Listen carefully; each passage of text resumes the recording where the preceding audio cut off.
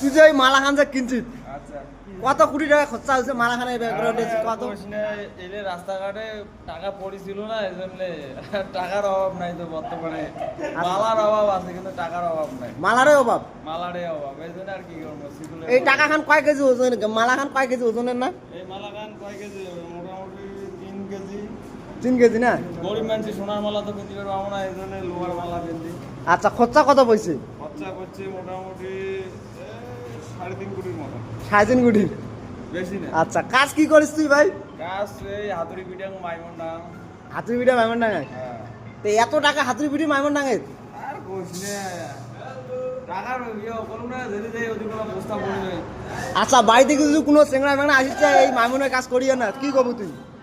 আইসো ভালো আছে কাজ সেই আগুন আগুন বড় লোক হওয়া যাবে না একবারে বড় লোক নয় মাইয়ে সব খইবার পারে না মাইয়া সব খার পাবে যদি ভালো করে মনে করো যাই যাই পড়াশোনা করেন নাই হ্যাঁ যাই যাই আইসো মাইয়ে সব খইবার পাবেন মোট যেটা আর কি কয়